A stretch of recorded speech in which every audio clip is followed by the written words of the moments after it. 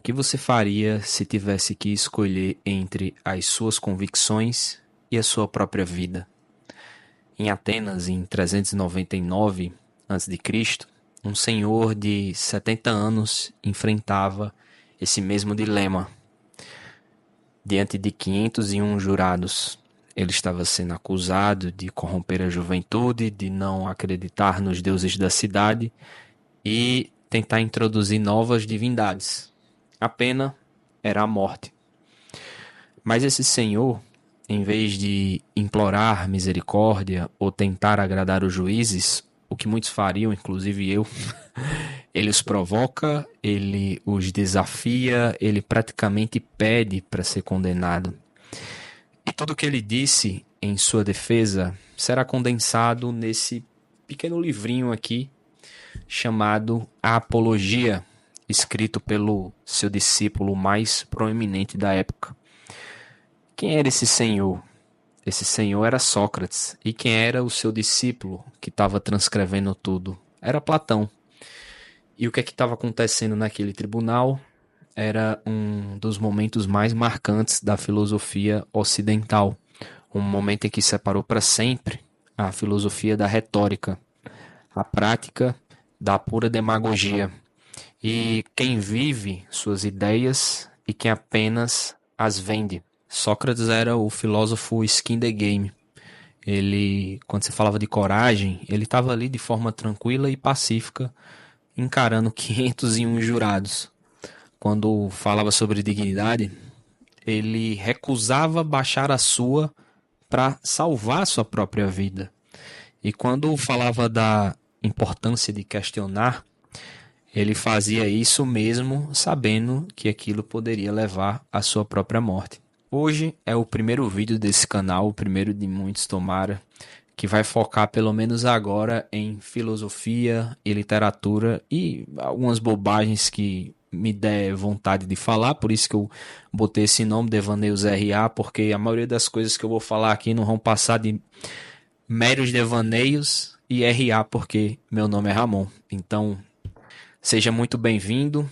Hoje eu vou falar, como vai ser o primeiro vídeo, eu vou falar exatamente de um dos primeiros livros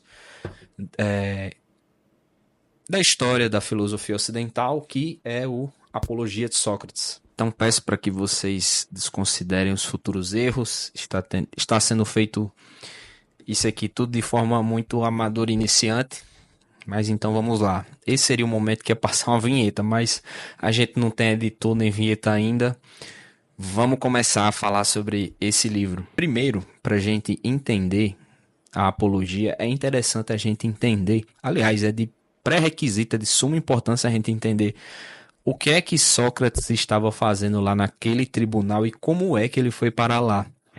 Sócrates, como eu tinha dito, ele não era um filósofo de gabinete, de ficar na sua escrivaninha. Ele era aquele cara que ficava em praça pública, incomodando todo mundo com suas perguntas. Você sabe aquela pessoa que você olha assim, você tá com ela, né? Aí você lança um comentário sobre uma outra pessoa, você diz, por exemplo, fulaninha é inteligente, né? Aí ela olha assim pra você e pergunta, o que é inteligência? Aí você já, peraí. E ela vai e diz assim, defina inteligência. Aí, tipo, você fica meio, você fica meio destreinado, dá uma resposta ali bem rasa, a queima-roupa. Aí a pessoa olha e diz, com base em que você diz isso? Sabe? Faz aquela pequena inquisição que você não está preparada. Pronto. Sócrates era mais ou menos desse jeito. Mas assim, ele não fazia isso. Hoje, quem faz isso, muitas vezes é com o intuito de querer apenas rebaixar e ridicularizar outra pessoa. E Sócrates, ele meio que fazia isso, mas não era com esse intuito de, assim, rebaixar, de ridicularizar, de querer ser superior. Não, ele fazia isso porque realmente ele estava lá em busca da verdade, em busca de significados mais profundos, em busca de consolidar conceitos mais consistentes. Mas, assim, naquela época, isso não era só um pouquinho chato de se fazer, era muito perigoso, porque quando você começa a questionar as bases do que as pessoas acreditam, você mexe com o poder, você mexe com a tradição, você mexe com a zona de conforto de uma sociedade inteira. E a gente tem que entender que Atenas, naquele tempo, 399 a.C., tinha acabado de perder a guerra do Peloponeso para Esparta, de forma humilhante, depois de quase 30 anos de conflito. E com a derrota, a democracia ateniense acabou sendo dissolvida e foi estabelecido um governo pró-Esparta chamado de os 30 Tiranos. Pelo nome, você já deve saber, né? Era um governo autoritário, um governo opressor. Mas, assim, lentamente a democracia foi se reestabelecendo. Mas o tempo ainda era um tempo meio que de paranoia, misturado com caça às bruxas. Todo mundo desconfiava de todo mundo. E no meio disso tudo estava Sócrates questionando tudo e a todos. As instituições tradicionais, os políticos, os poetas, influenciando significativamente os jovens, porque muitos gostavam de acompanhar ele, inclusive filhos de políticos e de pessoas importantes da cidade. E aí que Sócrates entrou na mira do sistema e acabou parando lá no tribunal. As acusações eram corromper a juventude, como eu tinha dito, não acreditar nos deuses da cidade e de tentar introduzir novas divindades. E isso é o contexto lá da montagem desse tribunal. Mas para entender melhor ainda a apologia, é interessante também saber como funcionava o tribunal ateniense. E isso, quando eu li o livro, eu tive um pouquinho de dificuldade para me situar. E o que realmente faltava era saber essa estrutura, saber como era o rito naquela época. E o julgamento ateniense, ele tinha 3 fases bem distintas. Os acusadores, na primeira fase, os acusadores apresentavam suas acusações, suas alegações. Então, quem eram esses 3 caras que estavam acusando Sócrates desses crimes? O primeiro era Meleto, um cara que representava a classe dos intelectuais religiosos, na qual acusava Sócrates de desrespeitar a religião tradicional, negando os deuses e incluindo novas divindades. Anito também era um comerciante rico e influente na política de Atenas. Sócrates, ao confrontar os valores dessa classe, inevitavelmente ele despertava a antipatia dessas classes. Quem já leu a República sabe, Sócrates ele era um crítico ferrenho da democracia ateniense. E, assim, para quem nunca leu, posso até surgir a dúvida, mas Sócrates defendia o quê? Então, uma ditadura? Não, ele também não defendia isso. É uma questão complexa e que só um vídeo falando especificamente sobre a República daria para explicar tudo isso. Mas, assim, fazendo um resumo do resumo do resumo, Sócrates ele acreditava num modelo de, como pode dizer, de aristocracia filosófica. Um sistema onde o poder ele deveria estar nas mãos dos mais sábios, dos mais virtuosos, dos mais justos e dos mais capacitados e íntegros. A ironia era que o filho desse Anito, ele acompanhava Sócrates, então também tinha uma questão de uma vingança pessoal.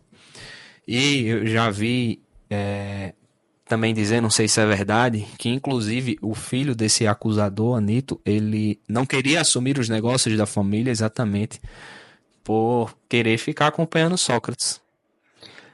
Tem um outro acusador, o terceiro, era Licon, ele era um orador e possivelmente também um político, ligado ao círculo dos sofistas, os retóricos profissionais daquela época. E como a gente também sabe, Sócrates ele era também um crítico dessa classe, né, e dessa prática, o que inevitavelmente também rendeu a antipatia deles. Mas voltando para o funcionamento do julgamento, terminadas as falas dos acusadores, seria cedido o mesmo tempo para o acusado poder se defender. E se o réu fosse culpado, que no caso foi Sócrates, todo mundo sabe, ainda existia um segundo momento, que era a imposição de pena.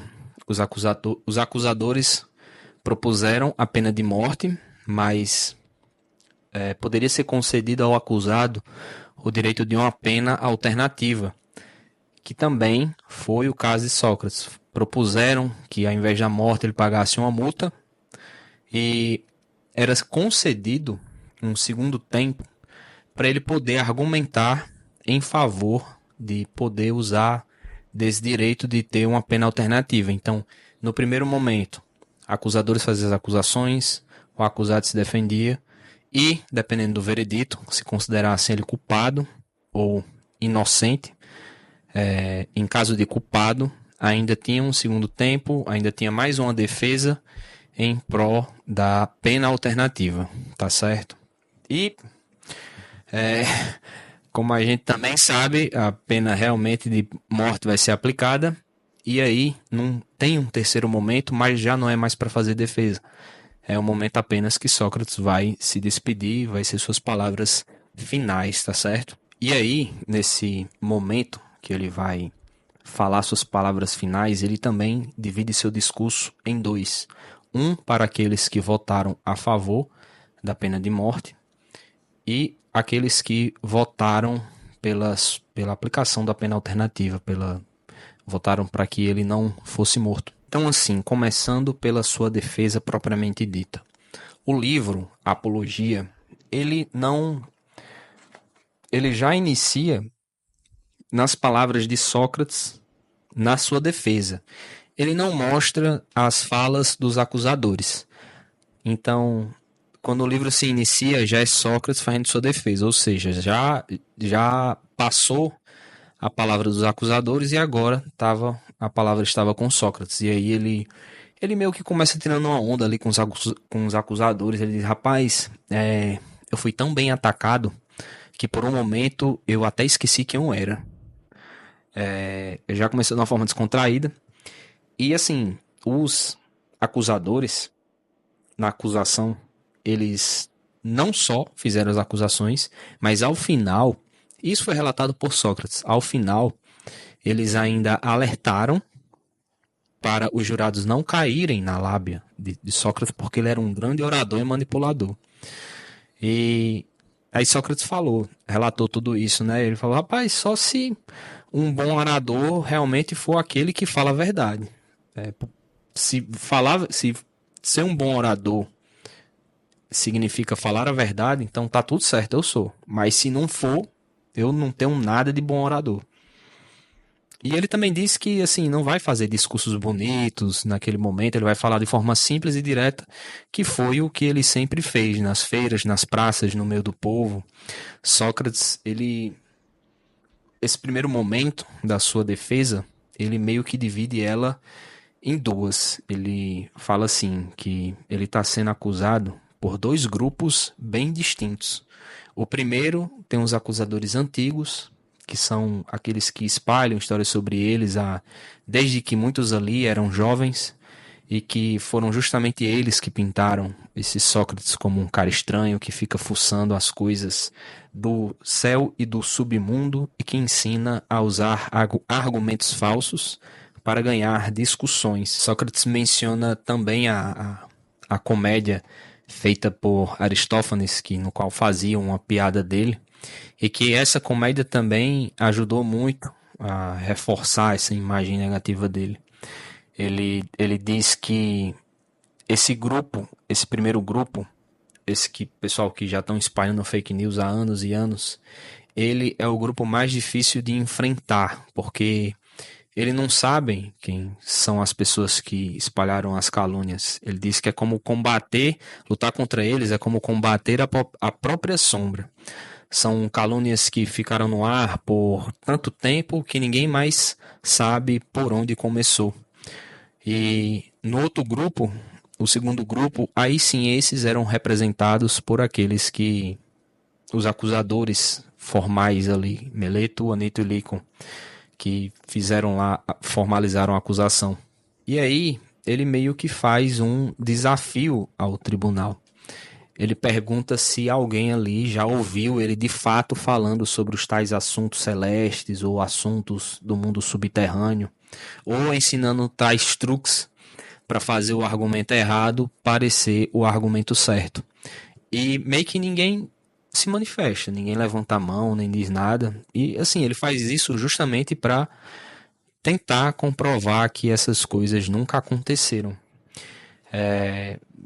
Mas Sócrates, ele acaba dizendo: olha, eu entendo bem de onde isso veio, essa má fama que colaram em mim.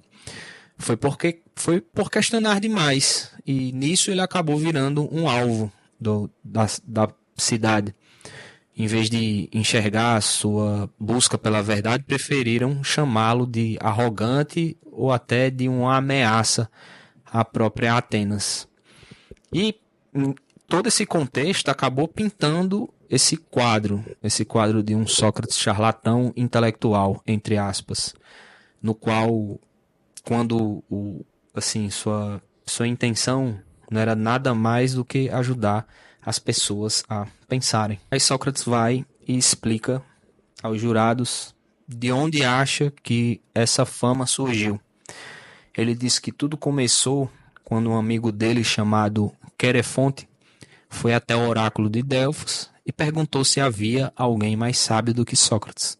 Aí o oráculo respondeu que não tem ninguém mais sábio que Sócrates.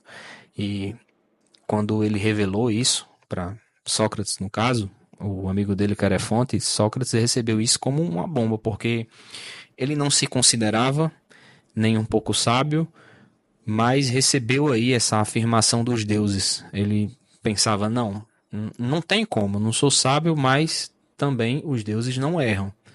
E ele ficou aí, né, com esse mistério em cima dele. E o que foi que ele fez? Ele então pensou, olha, eu vou tentar decifrar essa charada aí dos deuses, né?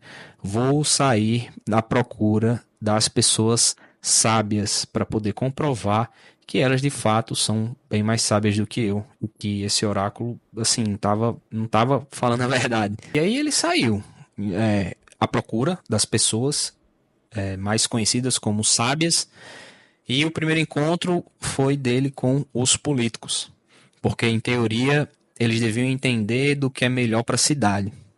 E qual foi o resultado desse diálogo de Sócrates com os políticos?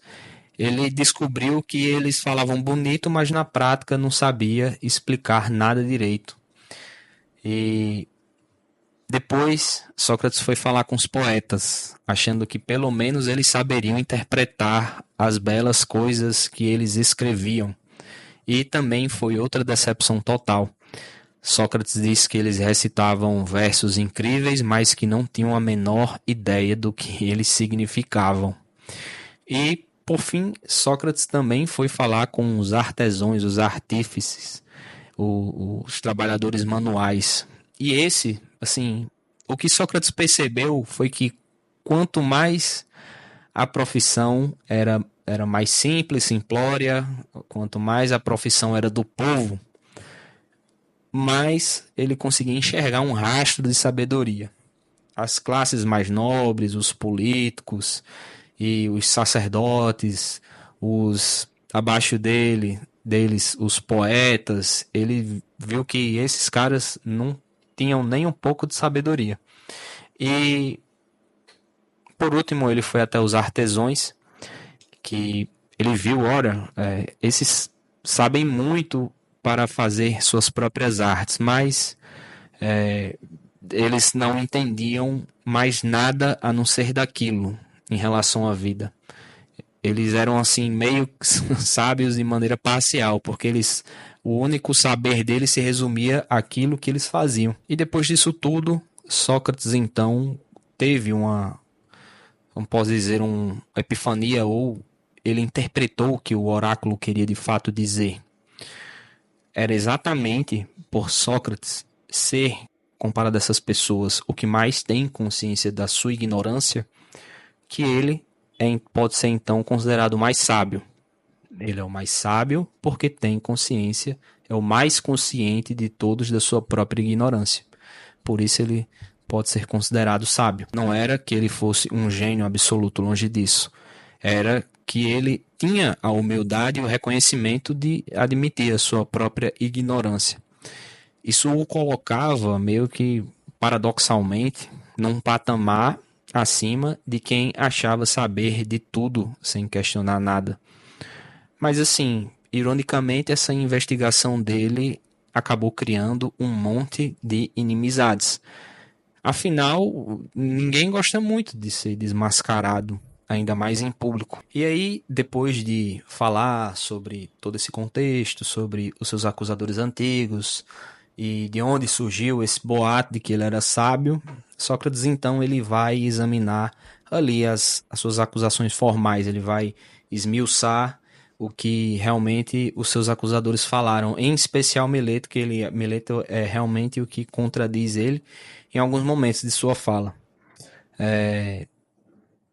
E Sócrates vai fazer isso através do seu método clássico, né? Através das suas perguntas, através de um jogo lógico que, assim, bota o interlocutor em contradição.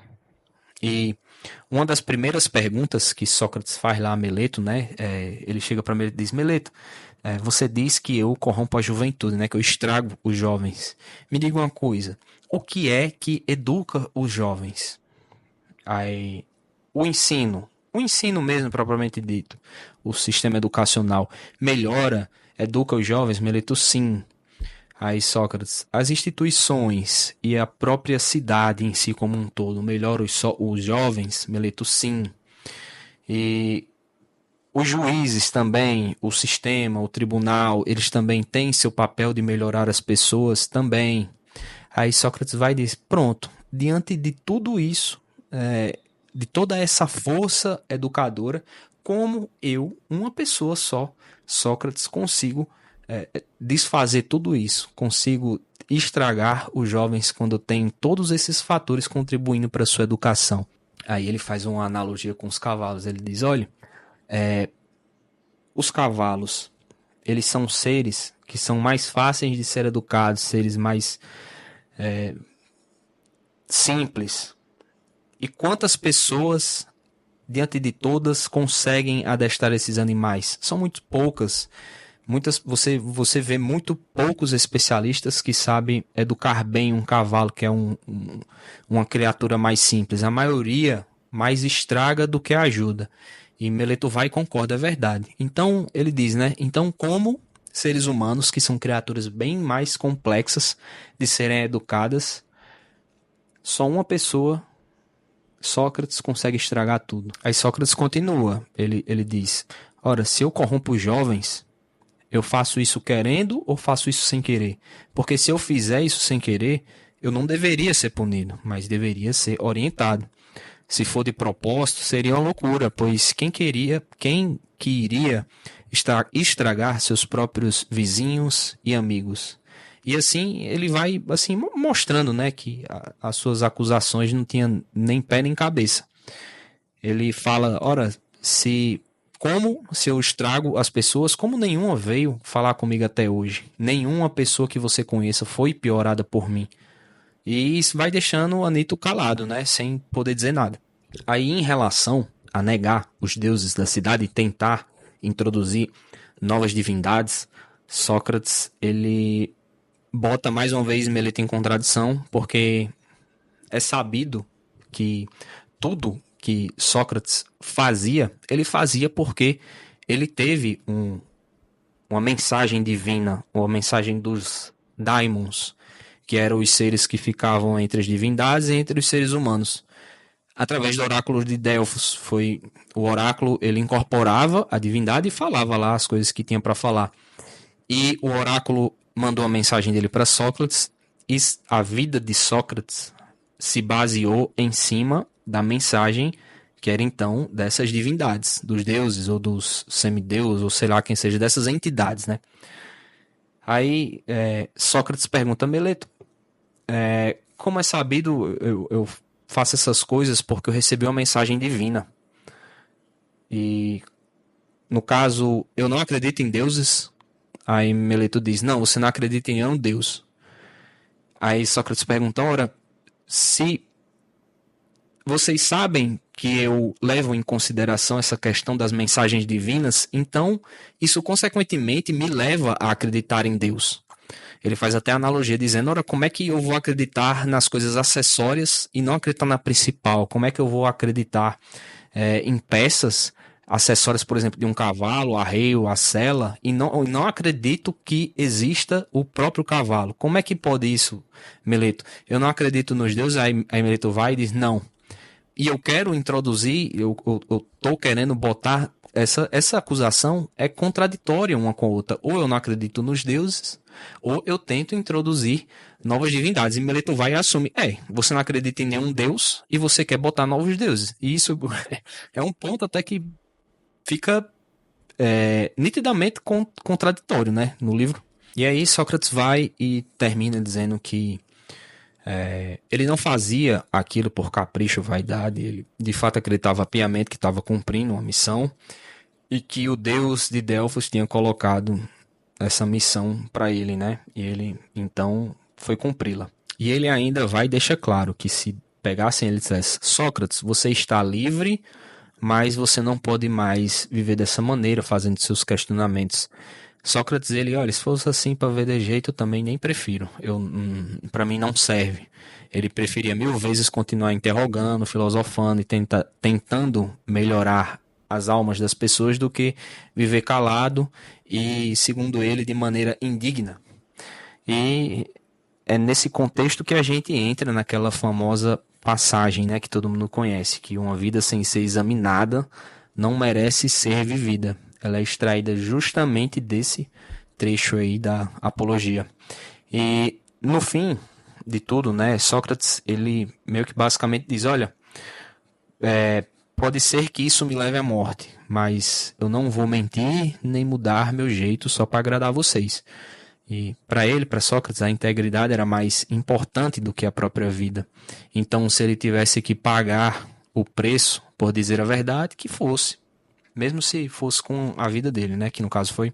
E aí encerra-se essa primeira fase da acusação formal, da defesa formal, e os jurados então votaram. E eles votaram pela culpa de Sócrates, reconhecendo que Sócrates praticava aqueles crimes.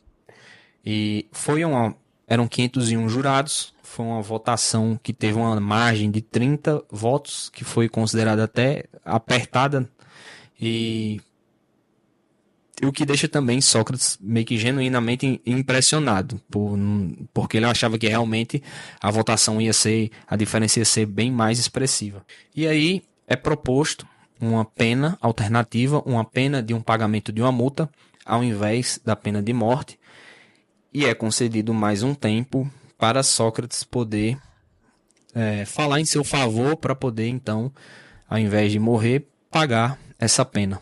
Mas Sócrates vai e faz algo que ninguém esperava.